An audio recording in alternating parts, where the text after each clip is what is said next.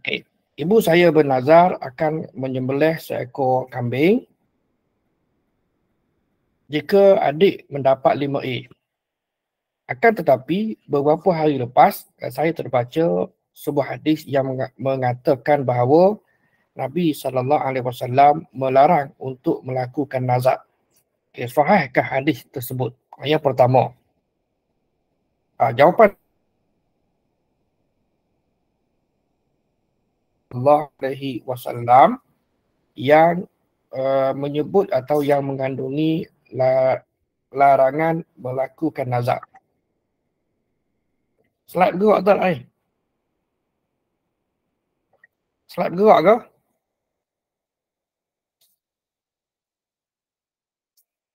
Tak. Tak gerak. Tak gerak. Kalau macam ni gerak.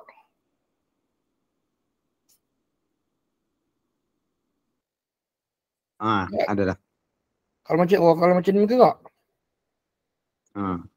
Sebuah hadis daripada Abu Hurairah. Okey. Sebab kalau guna yang full tu tak bergerak, okey tak apa. Sebab saya dapat maklum yang kuliah yang lepas ni kata tak slide tak bergerak. Okey tak apa, kita masuk yang ni lah. Baik. Jadi memang ada satu hadis Nabi SAW yang ada larangan melakukan nazar. Kan ada hadis-hadis antaranya ialah hadis daripada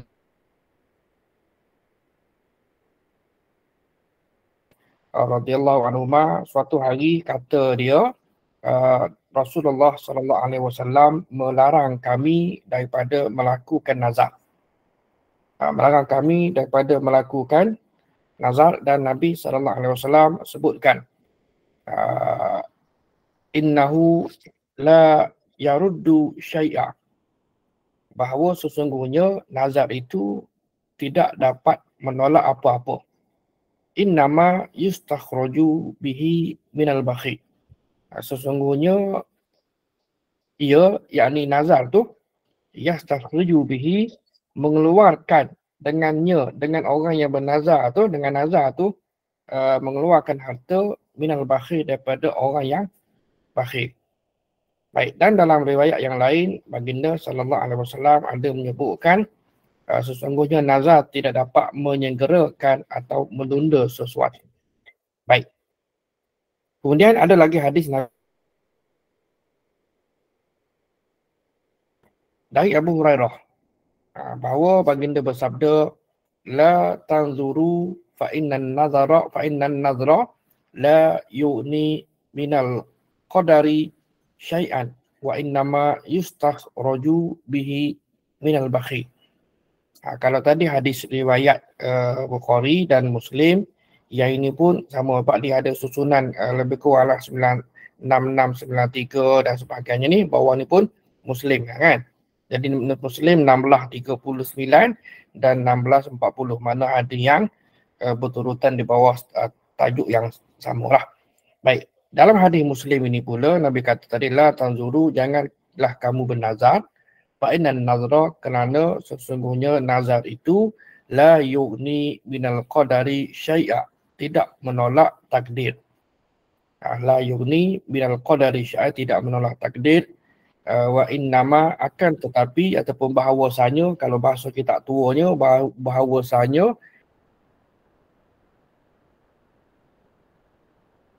harta minal bakhil, daripada orang yang bakhil. Baik, apa maksud? Kan? Jadi yang bertanya tadi, ditanya hadis je tak? Kan, sahih ke hadis tu? Memang hadis yang sahih. Baik.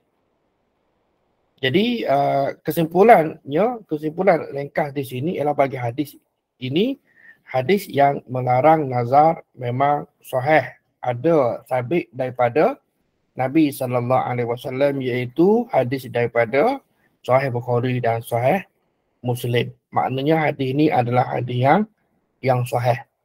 Okey, yang pertamalah. Kemudian kita pergi kepada apa itu nazar.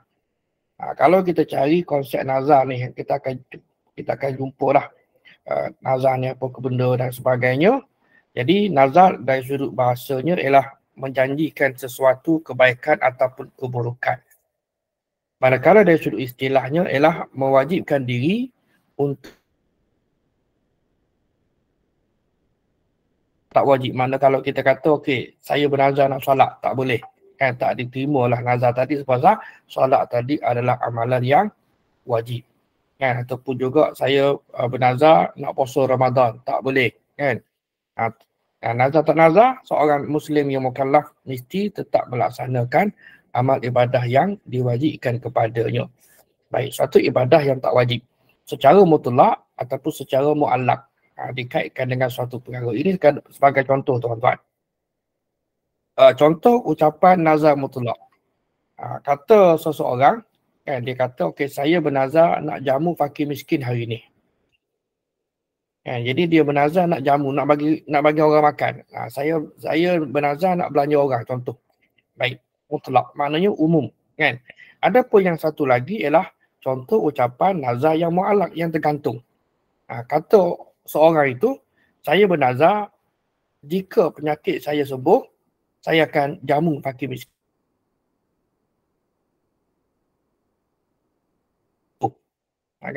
Jadi biasalah. Macam soalan tadilah, dia kata tak, kalau adik ni dapat 5A, mak nak sembelih kambing. Kan ada kalam mana berkait. Jadi ini tergantung. Kan, mu'allaq. Maknanya saya menazar kalau penyakit saya sembuh, kalau saya dapat sesuatu, maksudnya di situ ialah saya akan buat sesuatu. Itu yang reflect balik semula kepada sabda Nabi SAW tadi, apa dia? Kan, orang yang bakhil. Tak, orang yang kedekut. Kan, pasal dia dapat sesuatu barulah dia nak keluarkan sesuatu, makna harta daripada dia. Itu orang yang bakhil. Okey. Kemudian pergi kepada yang kedua.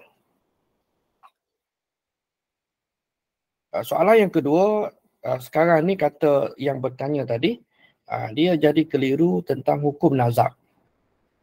Jika Nabi SAW melarang daripada bernazar,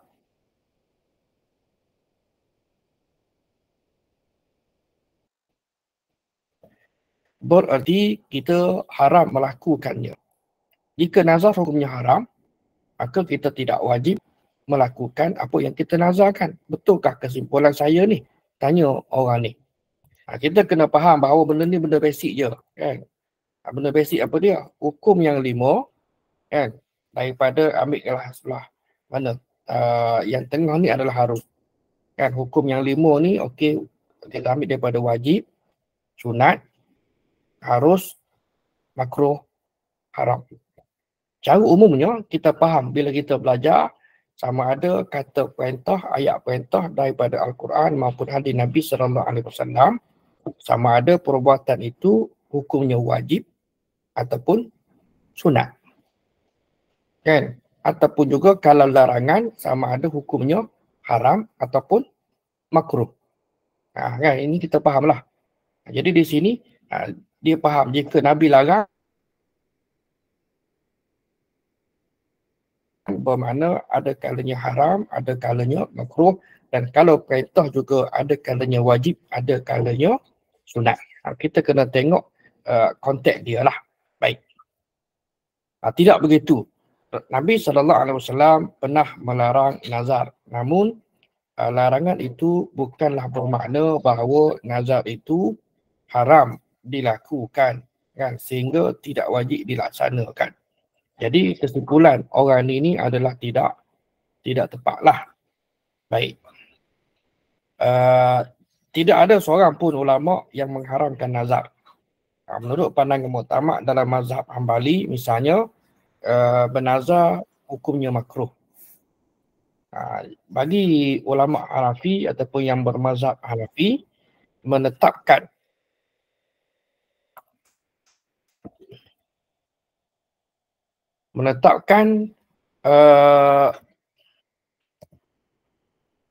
sebagai harus. Kalau makruh, kalau bernazar, mana tak berdosa. Kan, dia tidak jatuh haram. Kalau berpegang kepada harus, bermakna buat boleh dan tak buat pun boleh, sebab dia zero value, tidak ada implikasi pahala ataupun dosa pada suatu perbuatan yang dihukumkan harus oleh ulama. Adapun kebanyakan ulama lain berpandangan bahawa nazar ialah satu aktiviti ibadah yang dianjurkan. Maknanya dia tak sebut sunat di sini, tapi mungkin kalau sunat dia ada implikasi. So ini terpulang lah.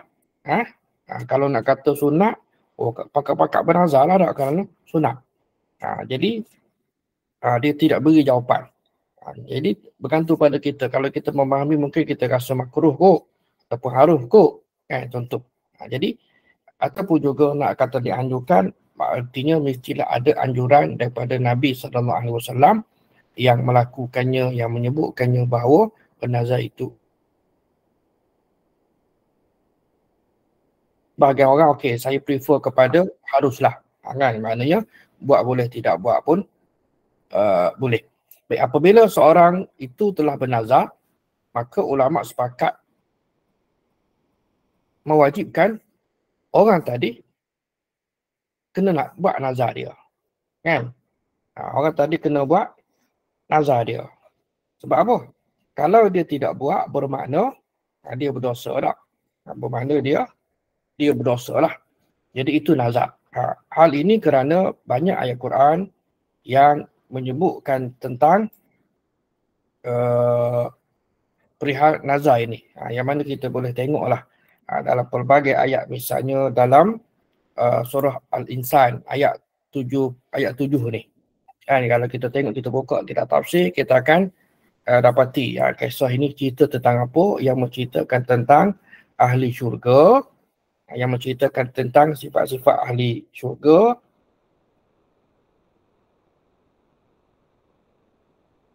Khafuna yawman kana syarruhu mustatira. Baik. Mereka menunaikan nazar. Yufuna bin nazri. Mereka menunaikan nazar dan takut akan suatu hari yang azabnya di mana-mana. Ini dalam surah Al-Insan yang biasa ataupun yang selalu kita baca tak. Yufuna bin nazri wa yakhafuna yawman kana syarruhu mustatira. Baik. Jadi mereka tunai nazar dan takut akan suatu hari yang azabnya di mana-mana, kan? Jadi yufuna bin nazri maknanya orang yang telah memenuhi segala janji mereka kepada Allah Subhanahu Wa Taala, yang mana mereka berjanji nak buat.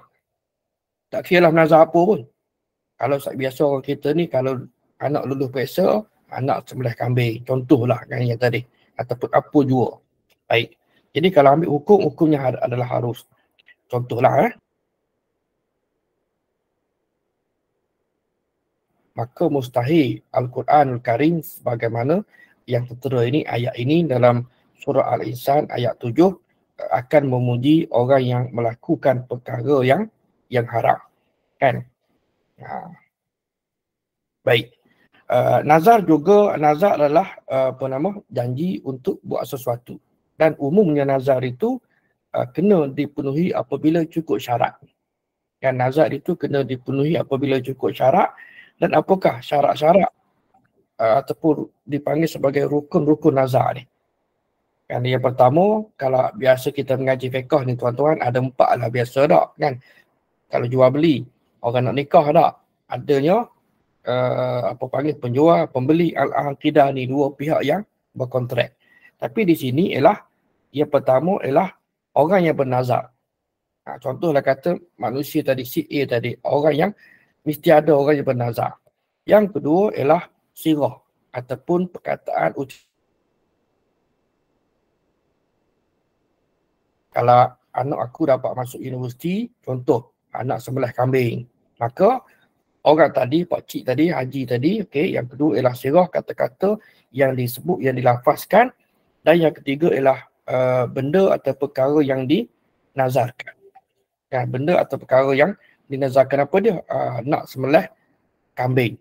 Kan? Jadi masih lagi dia tekad juga umum. Umum jangan spesifik. Kalau spesifik lagi lah, nak sembelih kambing putih pula, nak sembelih kambing hitam pula, dengan kambing apa macam-macam lah kan. Jangan. Sebagaimana juga biasa kita pesan bila masuk musim korban kan. Jadi ada keluarga si mati. Keluarga dia yang dah mati nak masuk korban. Jadi kita tanya tak bahawa arwah ni dulu ni ada pesan ke tidak? Ada, kata waris dia kan, bahawa dipesan supaya sembelih spesifik, okey, mesti masuk satu bahagian ataupun mesti korban satu ekor lembu setiap tahun, maka nanyalah kepada keluarga si mati tadi. Itu dalam bentuk lafaz ataupun sirah yang umum. Adapun yang ini dia berkaitan umum dan juga yang khusus. Ada beberapa nazar yang dibincangkan dalam Islam. Pertama, janji untuk melakukan ibadah untuk mendapat mardatillah. Jadi seolah-olah kita di pula dengan Allah Ta'ala. Kan? Kita buat sekian, nak bagi sekian. Yang pertama ialah janji nak buat ibadah untuk mendapat mardatillah. Yang kedua ialah janji untuk buat ibadah kalau Allah beri sesuatu yang manusia minta, yang kita minta. Contoh tadilah. Kan? Kalau dulu biasa, okey, nak jamin orang makan. Saya ni dengar istilah jamin masa saya mengaji UKM dulu. Ada seorang sahabat daripada Terengganu. Dia kata, aku nak jaminmu hari ni. Jamin ni orang Kelantan lain. Jamin ni Terengganu sebahagian lah. Betulkan saya kalau saya salah. Dia kata maknanya belanja. Saya tanyalah, jamin tu apa benda? Dia kata belanja. Oh, kalau saya lulus PESA, kalau aku lulus PESA, aku nak belanja mu. Kan? Jadi nazar tadi tak. Jadi kalau lulus, jangan berikan sesuatu yang mereka nak. Yang ketiga ialah nazar untuk buat benda yang tidak elok. Dan yang keempat ialah nazar untuk buat perkara yang harus. Kan? Baik, ada jenis-jenis dia lah. Nazar yang pertama tadi ialah buat suatu benda yang mendapat mardatillah, keridaan Allah. Okey, boleh. Kan? Man nazara an yuti' Allah falyuti'hu. Nabi kata siapa yang menazar nak mentaat Allah, siapa nazar nak solat. Kan? Siapa nazar nak buat umrah, siapa nazar nak puasa Isnin Khamis, contohlah. Okey, buatlah. Kan? Buatlah. Bila bernazar Isnin Khamis. Kan? Jadi apakah dia jadi bergantung kepada dia tadi. Kalau dia betul saya tak dalam kepala Senin Khamis, kan, maka dia tidak ada pilihan lain melainkan dia kena laksanakan nazar tadi. Dia kena puasa Senin Khamis. Kalau dia cara umum, kan, tak apalah, terpulang kepada dia. Jadi siapa yang bernazar untuk mentaati Allah, falyuti'hu, maka hendaklah dia taat kepada Allah Subhanahu Wa Taala. Ini benda yang baik, benda yang bagus. Baik. Begitu juga ada satu hadis yang menyebutkan bahawa Sayyidina Umar Al-Khattab radhiyallahu anhu kata dia, inilah bernazar dalam nazar fil jahiliyah. Masa jahiliyah dulu ni Umar bernazar untuk beriktikaf dalam Masjid Haram. Kan? Tuan-tuan perhati tengok, kalau kita tengok gambar ni, betul ke dah ada dah Masjid Haram ni tuan-tuan? Tengok gambar Kaabah. Kan?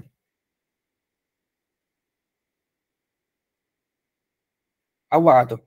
Di manakah masjid? Ada nampak masjid? Tak nampak pun. Hanya yang ada ialah sekitar bangunan Kaabah tu saja. Kan? Masjid itu ialah sekitar itulah, iaitu iktikaf pada malam. Lalu Nabi SAW kata pada Umar tadi tu, aufi binazrik. Maknanya tunaikanlah nazar kamu. Tunaikanlah nazar kamu. Jadi bermakna apabila seorang itu bernazar, maka dia tidak ada pilihan melainkan dia kena buat ataupun melaksanakan nazar tadi. Baik, kita kembali kepada yang kedua lah. Nazar yang kedua ialah janji untuk melakukan ibadah kalau Allah bagi sesuatu. Kan? Memang tidak disukai kerana janji nak buat ibadah apabila Allah bagi sesuatu. Contoh tadilah kalau anak lulus periksa. Kan, kita nak bagi makan pada seseorang. Kan, inilah yang kita sifatkan. Ini yang kita sifatkan manusia tadi itu adalah bakhil.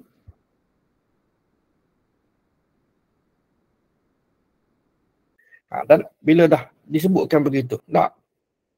Jadi tidak sepatutnya lah kita deal dengan, tapi sebab orang kita ni mungkin bahagian daripada masyarakat kita, kalau Tuhan bagi sekian, okey, dia pun nak buat sekian.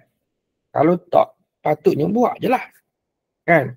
Ramai yang masih lagi buat benda ni kerana mereka tidak tahu akan keburukannya. Mereka sangka kerana ada hukum nazar, maka ia adalah baik bagi mereka. Sepatutnya, bagi kita lah, kita faham tak, sepatutnya buat tu amal ibadah tadi dan juga berdoa kepada Allah Subhanahu Wa Taala apa jua yang kita hajati, apa jua yang kita nak. Baik, maknanya buat dulu ibadah. Contohlah kata ibadah tak kira lah. Kan kalau ibadah khusus ni solat, aku nak solat halang kan, ataupun juga yang ibadah yang umum. Kemudian barulah minta kepada deal ataupun untuk main tarik tali. Kalau Tuhan bagi, aku nak buat benda ni. Kan, kalau lulu exam, dapat berapa A, okey nak buat macam ni. Contoh gini lah. Kalau anak lulus, okey dapat 9A, nak sembelih lembu. Kalau 7A, nak sembelih kambing. Kan, sepatutnya, sembelihlah lembu ke sembelihlah kambing. Kan, kerana tanda syukur kepada Allah Subhanahu Wa Taala, Allah bagi rezeki dengan anak-anaknya sekian, dengan begini. Tanpa ada timbang tara dengan ataupun dengan tanpa ada deal dengan Allah Subhanahu Wa Taala. Jadi seolah kita buat ni ikhlas ke tidak? Situ isunya. Kan? Jadi kita pun maklum tak tuan-tuan, kalau tidak ikhlas suatu amal ibadah yang kita kerjakan, akhirnya apa yang berlaku? Kita bimbang bahawa amal ibadah tadi itu Allah Subhanahu Wa Taala tak terima. Kita rasa syok. Kan? Kita rasa kita rasa syok. Sebab apa? Kita tadilah bila anak dah lulus periksa, dapat masuk kolej ke apa,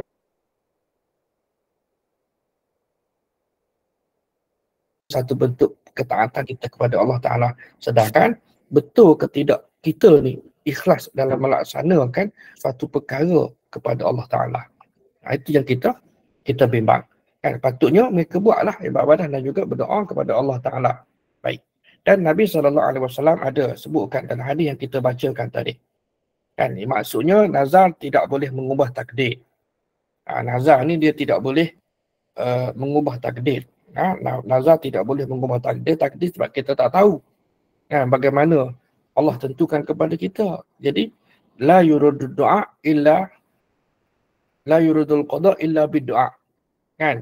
Jadi dia pentinglah kita doa jelah, manalah tahu kan Allah Subhanahu Wa Taala ni memberikan takdirnya begitu dan begini bagaimana yang kita tahulah. Yang pentinglah kita meletakkan kebergantungan kepada Allah Ta'ala dan pada masa yang sama kita buat usahalah untuk nak dapatkan apa benda perkara yang kita nak ataupun kita takdir. Apa yang kita nak kan tidak bertukar sama sekali dengan nazar. Kan, sama ada kita bernazar tu kan Allah nak bagi ataupun tak bagi. Kalau benda tu berlaku, dia memang bertepatan dengan takdir Allah Subhanahu Wa Taala dari dulu lagi. Memang contohlah kata anak kita ni dah dapat 7A. Kita nazar kalau budak ni dapat 9A nak sembelih lembu, kalau dapat 7A nak sembelih kambing contoh. Tiba budak ni dapat 7A. Dan benda ni bukan kerana kita bernazar, bukan kerana nazar kita, tapi benda ni kerana ketetapan, kerana takdir yang Allah telah tetapkan daripada dulu lagi. Kan? Inilah dia. Jadi itu sebab saya sebutkan berulang kali, dia akan balik semula kepada nawaitu, niat keikhlasan kita dalam melaksanakan suatu bentuk amalan ataupun ketaatan kepada Allah Subhanahu Wa Taala. Maka orang yang nak buat ibadah ni jangan kedekut. Kan? Ini kedekut. Orang tak main kedekut baik dah ataupun ini nazar yang ketiga yang disebutkan tadi, nazar untuk tidak untuk buat benda yang tidak elok. Dulu kan ada yang contohlah apa dia panggil, kalau bola lah kata dah, okey kalau tim ini menang ataupun apa jualah, kalau dalam konteks pilihan raya ke calon ni kan dia nak berlari ataupun nak berlari tak ada masalah, nak telanjang. Contohlah saya sebutkan cara mudah lah dak kan. Ataupun apa jua dalam bentuk yang maksiat kan kepada Allah Ta'ala ini, maka perbuatan tadi itu ataupun nazar itu memang tidak boleh dilakukan. Kan sebagaimana ada dalam hadis Nabi, man nazara an yuti Allah falyati. Dalam hadis yang ni, siapa dia ada sambungan dia.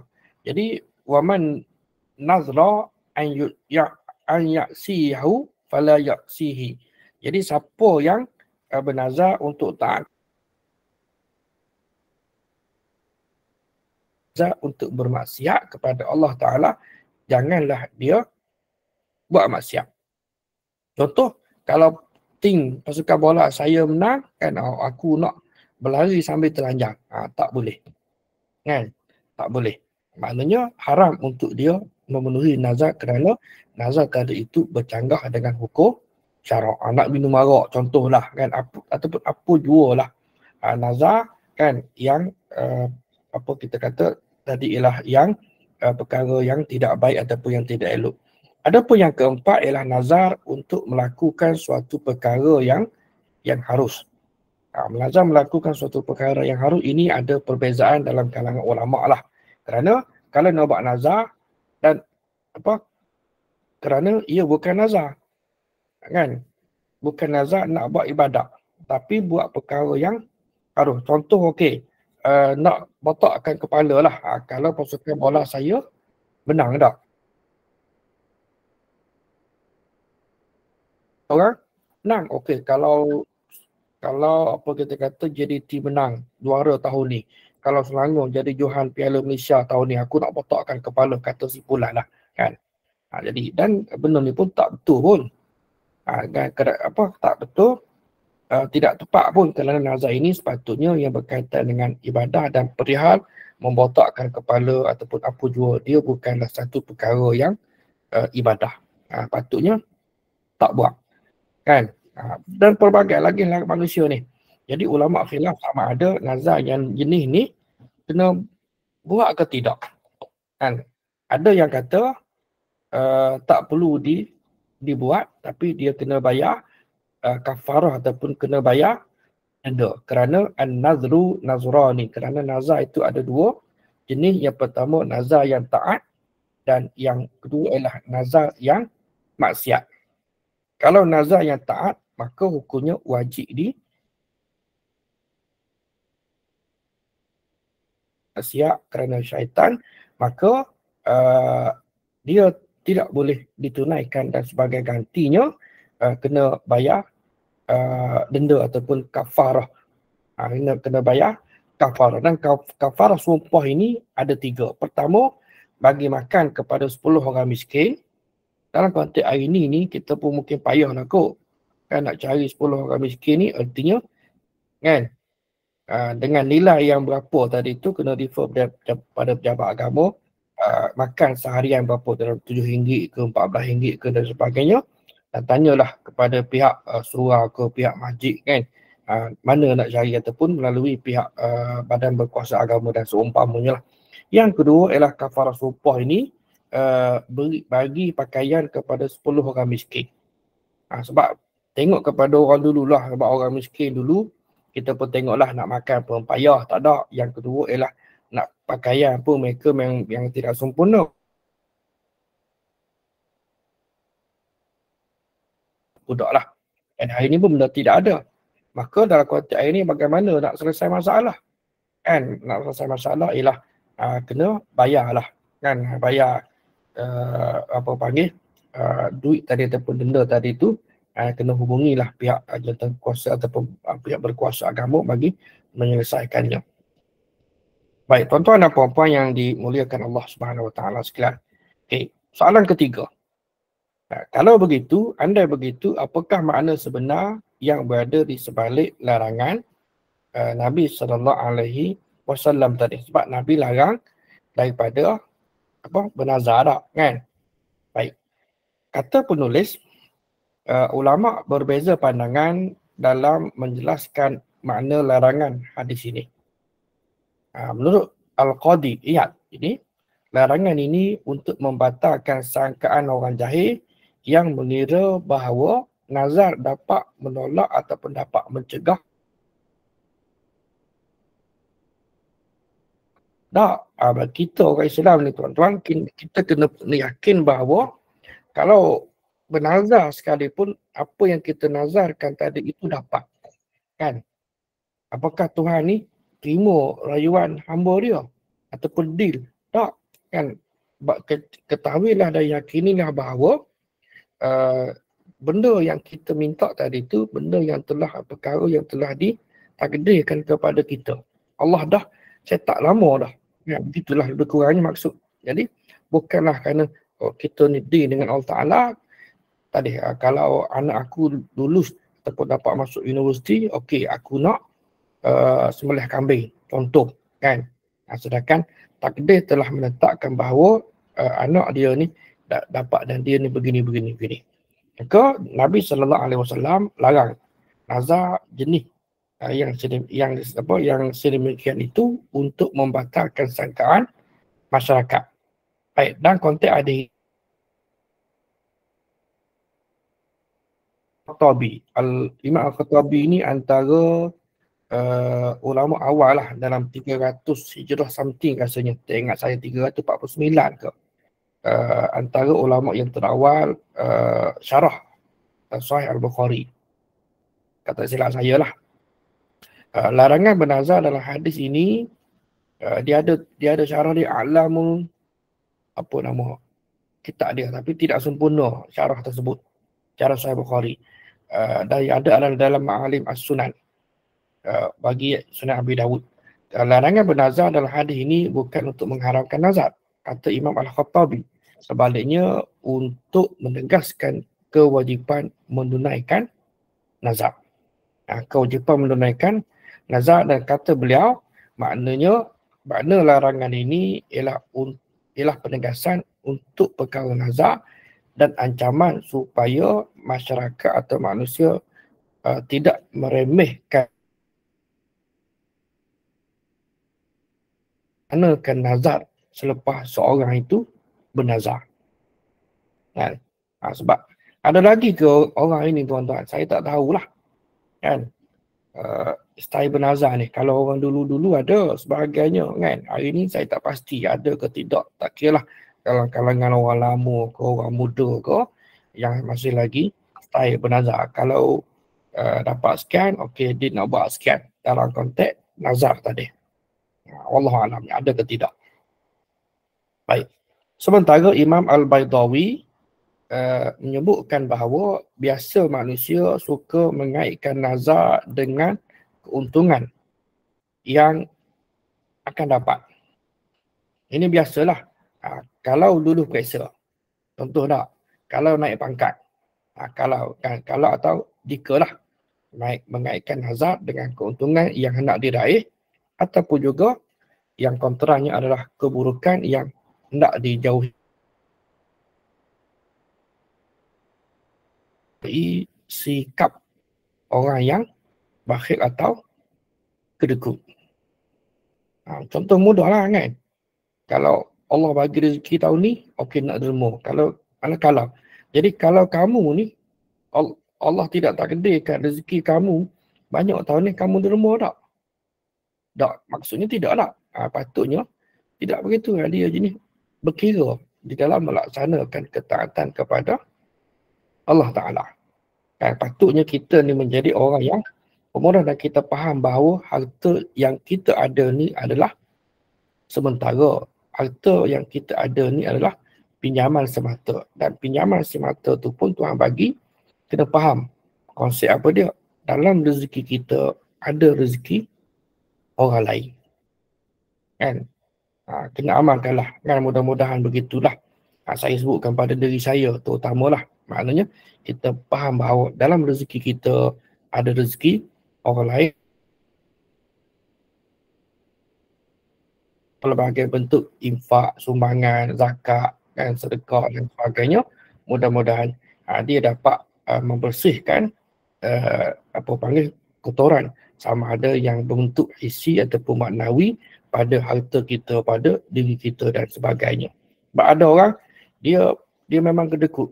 Ialah dia kerja sungguh-sungguh ni, dapat gaji 5,000, 10,000, 20,000 sebulan. Takkan nak bagi senang-senang kan, nak bagi pada tak kira lah. Kan? Macam-macam hari ni. Jadi bergantunglah. Kalau orang tu faham bahawa harta yang dia ada itu pun pinjaman, kan? Jadi bila dia bagi, insya-Allah akan mendapat barakah. Sama ada mungkin akan dapat pertambahan harta dari apa jua. Macam orang duk yakin kepada apa tuan-tuan? Ayat 1000 dinar. Kan wa may yattaqillaha yaj'al lahu makhraja. Kan wa yarzuqhu min haitsu la yahtasib. Yang itu tu berlaku salah. Yang sebahagian daripada petugas ataupun yang apa panggil pelayan kedai makan pun jenis tak jaga aurat, jenis tak semayang dan sebagainya. Saya ada tanya dekat restoran kat rumah saya ni pun, anak-anak muda kan, budak-budak petani. Tanya, "Dek, dah semayang ke belum?" Kan? Dia kata, "Dok lagi." Habis awak semayang ke tak? Dia senyap. Kata tak boleh, kata kita ni kena semayang sibuk macam mana pun. Kan? Tukar kedai ni orang Muslim dan ada surau di restoran tadi tu pun ambil lah sekejap. Bukannya semayang ni nak semayang maghrib ke, contohlah kata waktu yang agak sontuk dan agak singkat kan. Bukannya lama pun kan. Kalau awak betul-betul ready kan, masuk waktu maghrib ada selang seketika dalam 5 minit ataupun 3 minit lah kata contoh. Kan pergilah semayang. Kan tengok line customer clear sikit, cakap pada kawan-kawan yang lain, okey nak semayang kejap. Kan? Itulah. Kan? Jadi dari sudut sebahagian daripada kita ni. Kan? Baik. Tuan-tuan dan puan-puan yang dimuliakan Allah Ta'ala sekalian, perkara yang tersebut dilarang sebab apa? Menyerupai sikap orang bakhil. Kalau nak buatlah. Kan? Adapun orang yang bakhil, dia tidak dapat melakukannya melainkan ada imbalan, ada tukar ganti. Kan ada tukar ganti yang tertentu. Sepatutnya tidak. Bagaimanapun, hadis ini menjadi dalil kepada pihak yang berpandangan bahawa nazar hukumnya makruh. Nazar hukumnya makruh. Yang tadilah ada yang kata harus, kan, ada yang kata makruh. Bagi ulama yang berpandangan mazhab dan juga ulama yang berpandangan bahawa nazar hukumnya makruh, tadi sebab apa? Tak wajarlah kita nak deal kan bila kita dalam melaksanakan suatu bentuk ketaatan kepada Allah Subhanahu.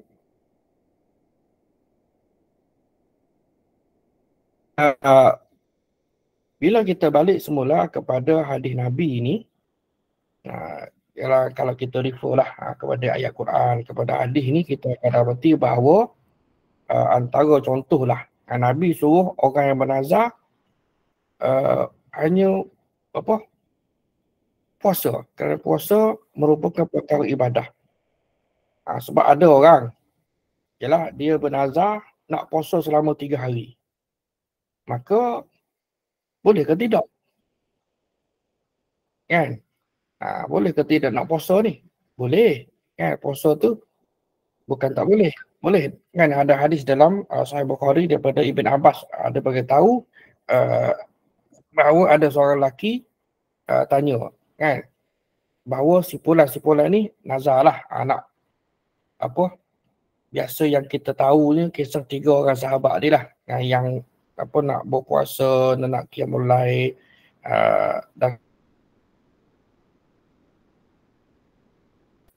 dan maknanya dia kena tunaikan puasa dia. Itu kalau ada nazar. Kalau tidak ada nazar, kalau hanya sekadar kita kata sebagai hal impian ke, cadangan ke, tak mengapa.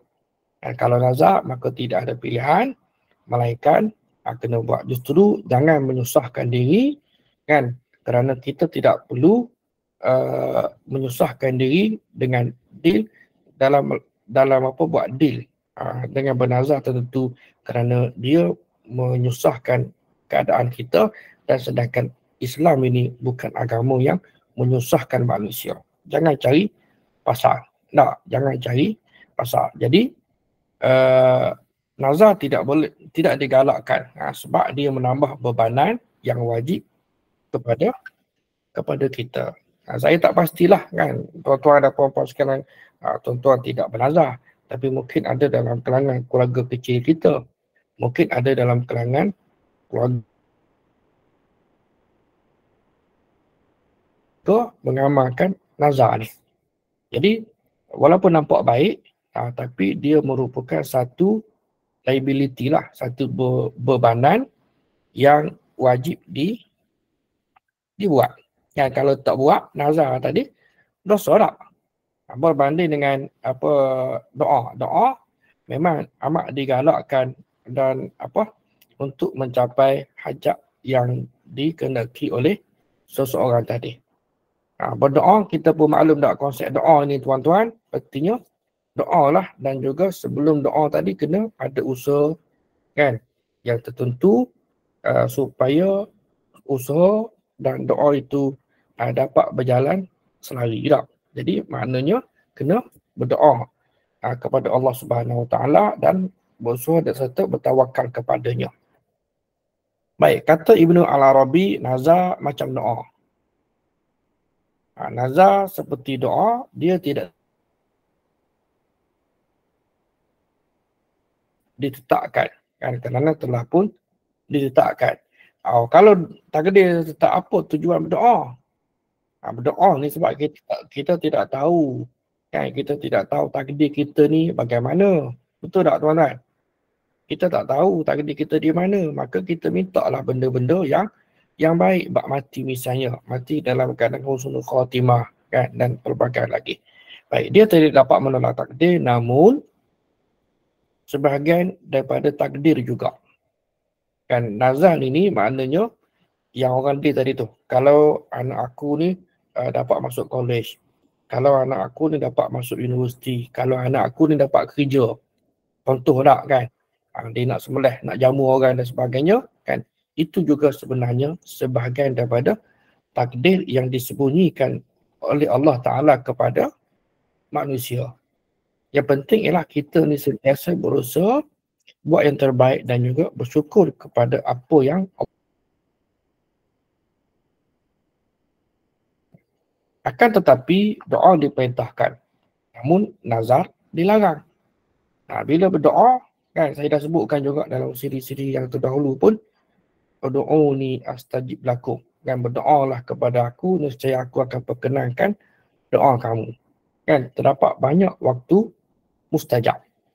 Kan, terdapat banyak waktu mustajab. Contohlah kata hari ni, hari Jumaat, kan, tapi kadang kita melepaskan peluang yang datang tu begitu saja, seolah-olah rasa tak ada apa-apa. Kalau buat survey lah, contohlah kata kalau saya ni buat survey tanya pada semua yang ada dalam kelas kita pada malam ini, contohlah tak kan, berapa ramai dalam kalangan kita berdoa pada waktu mustajab, terutama hari ni kan. Tuan-tuan tak payah jawab lah, nak tak kan, jawab dalam hati je. Kan. Baik, sebab apa? Jangan kata puluhan tahun dah berdoa. Kerja kita berdoa terutama pada waktu-waktu yang mustajab. Itu yang kita nak. Kan? Jadi bila berdoa, maknanya apa hajat kita, terutama bila ada hajat ni pula, bangunlah pada tengah malam, kan, penghujung malam, untuk bermunajat kepada Allah Subhanahu Wa Taala dan mintalah kan apa-apa yang kita nak, kita minta sendiri. Habis saya minta Tok Guru ni berkat sikit. Berkat banyak tak, sebab dia orang alim. Habis kita ni banyak dosa, Tuhan tak terima. Kan? Tuhan ni, Allah Ta'ala ni, dia tidak malu mata macam manusia. Kalau kita ni malu mata, kan, Tok Guru ataupun guna pakai kabel ke orang tengah ke, kan, untuk dapatkan satu perkara, satu benda, satu projek ni, kita guna orang tengah tu adalah orang yang dihormati dalam taman kita, dalam tempat kita. Memang tu tolong kira. Kan? Jadi pihak majikan tu yang kita apply kerja ni, jabatan tu berita, awal-awal kena reject. Contohlah, itu manusia. Ataupun juga kalau dulu-dulu ni nak pinang anak orang. Kan? Kalau pergi batas tubuh kita yang bodoh ni, contohlah kata tak kan, orang awal-awal kena reject. So kena pakai orang tengah yang memang disegani dalam masyarakat. Tapi Allah Ta'ala tidak begitu. Kan? Dia buka ruang seluas-luasnya untuk hamba-Nya yang berdosa kena bertaubat setiap malam, setiap ketika untuk membersihkan dosa dia, dan apa je pun, apa hajat besar kecil pun, maka bangun dan berdoalah, wasta'inu bis sabri wassalah, kan? Berdoalah melalui solat dan sebagainya, dan mintalah sendiri kepada Allah Subhanahu wa Ta'ala. Habis saya tak reti bahasa Arab. Doalah dalam bahasa ibunda kita, kan? Yang di luar daripada solat lah. Kalau dalam solat, maknanya mestilah dalam bahasa. Kalau tidak, solat kita tadi tu adalah batal. Kan? Baik.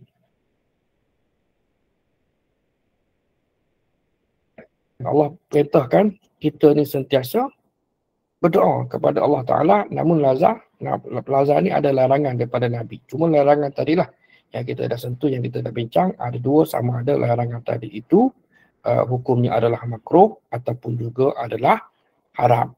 Baik, hal ini kerana doa ibadah yang disegerakan. Kita segera berdoa dan menghadap Allah Subhanahu Wa Ta'ala. Adapun nazar, ibadah yang ditunda hingga kepada waktu yang telah ditentukan. Kan, dia full bila tak. Kalau budak ni dapat lulus exam, kan, dah janji dah nak sebelah kambing. Kan, jadi benda ni janji pula, tadilah sama ada yang mutlak ataupun yang mu'allak. Jangan cari pasal. Jangan letakkan frasa sejurus sahaja. Kan, biasanya orang tak buat macam tu tak. Yang umum tadilah ambil itu yang biasalah. Dia tidak letakkan satu lagi ayat detail seminggu ke 2 minggu selepas tu tak. Akan tetapi memang kok mana-mana pun kena laksanakan juga nazar tadi, kerana dia merupakan satu komitmen janji daripada manusia kepada Allah Subhanahu Wa Ta'ala. Justru hindarkanlah diri daripada bernazar, walaupun ulama ada beza pandangan, kan? Walaupun ulama ada beza pandangan di dalam perihal nazar ini, kan? Baik. Adapun dalam kalau bernazar, satu lagi perkara ialah sebelum kita berhenti ni baru pukul 10, 9 minit. Kan, kalau nazar tanpa menyebut nama Allah Ta'ala. Saya nak puasa ni, contohlah kata tak, bila kan, kalau dapatlah berapa sebelah A ke, okey, saya akan puasa berapa? 3 hari contoh. Kan, macam tu aja ayat tadi. Baik, jadi macam mana ni? Nak kena buat ke tidak? Jadi tuntutan kena buat, wajib buat, kan, sebagai suatu amal ketaatan kepada Allah Ta'ala. Dalam Al-Quran pun ada disebutkan. Tadi kita dah baca satu ayat, dalam surah yang lain pun, misalnya dalam surah Haji, kan, wal yufu nuzurahum, maka adalah mereka menyempurnakan nazar mereka. Kan, kena sempurnakan. Ini clear lah bagi siapa yang bernazar, kena buat. Jadi isu yang kita sebutkan tadi ialah kalau dia tidak menyebut kerana Allah. Kan, kalau dia tidak menyebut kerana Allah, kerana nazar ini dia ada berapa? 3 rukun tak, tuan-tuan? Kan, 3 rukun. Yang pertama ialah ketiga ialah dia panggil benda yang dinazarkan, kan? Baik. Jadi sirah ni ialah ucapan yang keluar daripada mulut orang yang bernazar tadi, dan tidak sah melainkan tidak sah nazar itu melainkan dengan perkataan. Kalau dia kata untuk Allah ke atas diri aku buat sekian-sekian, kan? Sekiranya seorang itu sebut ke atas diriku perbuatan sekian-sekian, maka nazarnya sah. Maka nazarnya sah. Dan bila nazarnya sah, maka tidak ada cara melainkan dia kena laksanakan nazarnya itu.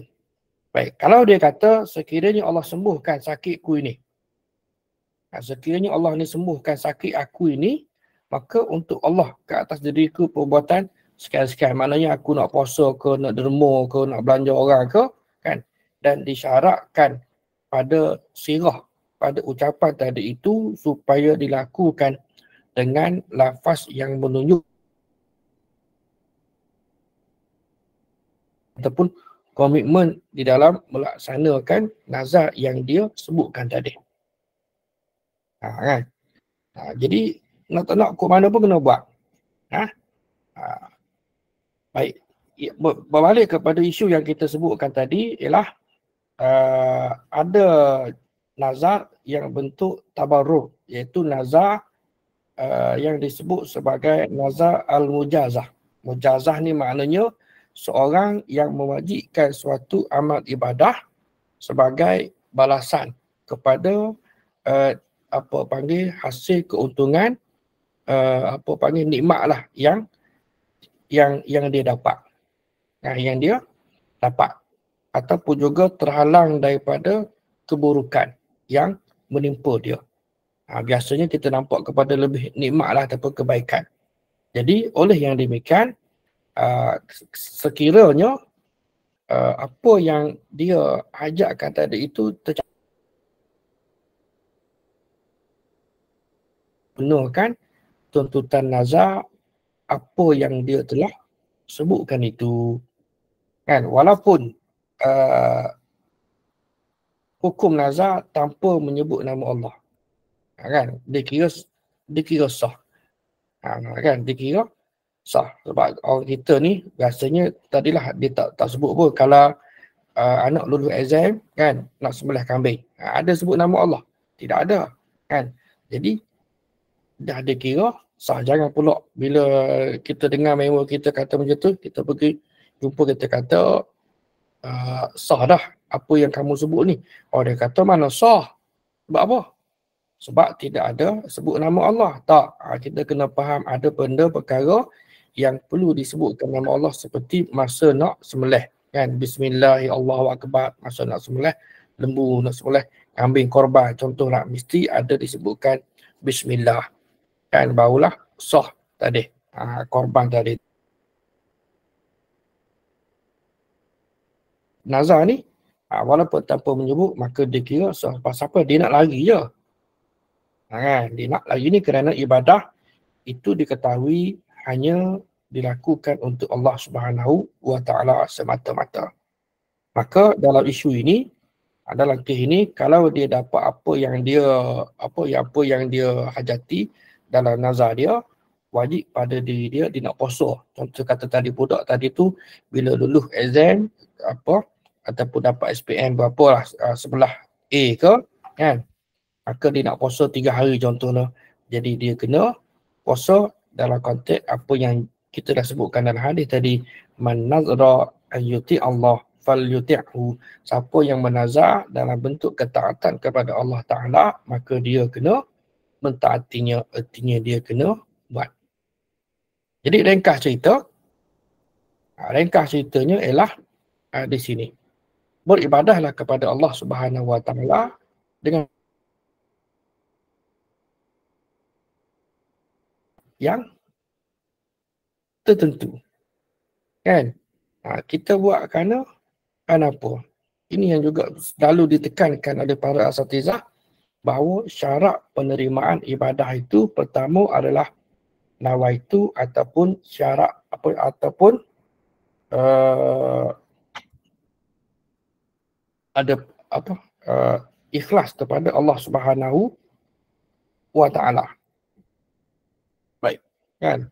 Yang kedua ialah ibadah maknanya ikut cara apa yang diajarkan oleh Nabi SAW. Kan?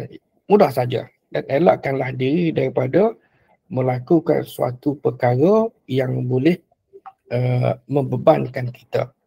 Membebankan kita sebagaimana yang kita bincangkan inilah. Kalau nak bernazar, kalau dulu exam nak bersedekah berapa, RM100, kan, mampu tak? Janji imbalan ataupun pertukaran dengan Allah Subhanahu wa ta'ala. Kalau betul nak sedekah, ada niat nak sedekah, sedekahlah. Kalau tidak, kita akan jadi apa yang disebutkan dalam hadis tadi yang kita bimbang, kita pula jadi haji bakhil dan bank kedekut. Kerana sebenarnya kita tidak mahu nak bersedekah, nak infak dan seumpamanya kan, dengan melainkan adanya syarat yang tertentu, Allah bagi sekian, barulah kita nak buat sekian. Itulah yang kita bimbang. Dia akan balik semula kepada keikhlasan dalam melaksanakan suatu tuntutan dan amal ibadat kita kepada Allah Subhanahu wa ta'ala.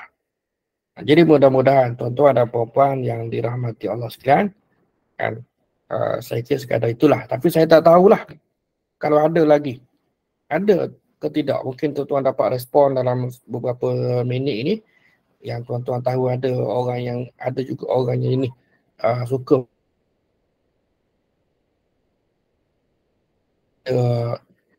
berhenti di sini. Ada satu dua soalan barangkali, silakan.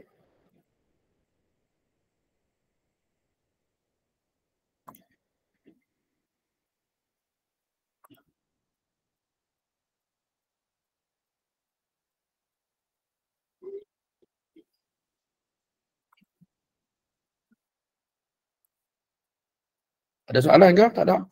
Tak ada. InsyaAllah. Kalau tidak ada, saya ucapkan jazakumullah khairan katsira, terima kasih atas komitmen yang